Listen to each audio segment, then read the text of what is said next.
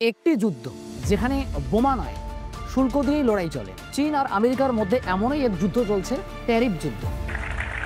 China, 67%. একদিকে সবচেয়ে বড় উৎপাদক চীন আর অন্যদিকে সবচেয়ে বড় ভোক্তা আমেরিকা।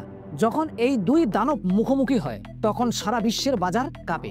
একটি ঘোষণা 145% শুল্ক, আর তাতেই শুরু হয় বাণিজ্য যুদ্ধে নতুন অধ্যায়। আপনি জানেন কি 2025 সালে আমেরিকা ও চীনের মধ্যে বাণিজ্যিক যুদ্ধ? এই যুদ্ধ এমনই এক পর্যায়ে পৌঁছেছে যা বৈশ্বিক অর্থনীতিকে কাঁপিয়ে দিয়েছে।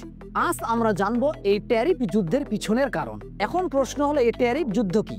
ট্যারিফ যুদ্ধ হলো এমন এক পরিস্থিতি যেখানে দুটি বা তার বেশি দেশ একে অপরকে পণ্যের উপর শুল্ক বা কর আরোপ করে, প্রতিশোধকমূলকভাবে বা প্রতিশোধ নেওয়ার মতো করে।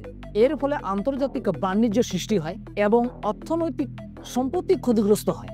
সাম্প্রতিক আমেরিকা ও চীনের ট্যারিফ যুদ্ধে আমেরিকার প্রেসিডেন্ট ডোনাল্ড ট্রাম্প চীনা পণ্যের উপর 145% শুল্ক আরোপ করে, যা চীনকে পাল্টা প্রতিক্রিয়া জানাতে প্রেরিত করে।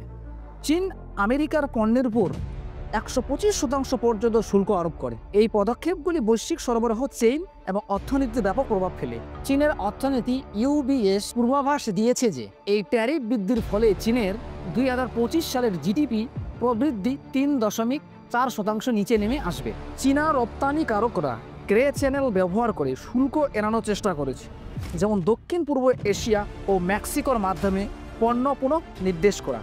চীনের বিরল খনিজ রপ্তানি সীমাবদ্ধতা আমেরিকার বৈদ্যুতিক যানবাহন শিল্পকে হুমকির মুখে ফেলেছে। চীনের কর্মকর্তারা ট্রাম্পের ট্যারিফ যুদ্ধকে চরম নির্লজ্জ বলে অভিহিত করেছেন এবং বলেছেন যে এর ফলে আমেরিকার কৃষকরা ভোগান্তির শিকার হবেন। চীন আমেরিকার ওষুধের উপর শুল্ক বাড়িয়েছে, যা ক্যান্সার ও ডায়াবেটিসের মতো রোগের চিকিৎসায় ব্যবহৃত ওষুধের দাম বাড়িয়ে তুলতে পারে। ট্যারিফ যুদ্ধ শুধু এই দুই দেশের মধ্যে নয়, এটি বৈশ্বিক অর্থনীতিতে প্রভাব ফেলে। এই সংঘর্ষের সমাধান খুঁজে পাওয়া আমাদের সবার জন্য গুরুত্বপূর্ণ। আপনি কি মনে করেন এই ট্যারিফ যুদ্ধের সমাধান কি হতে পারে? কমেন্ট বক্সে জানাবেন।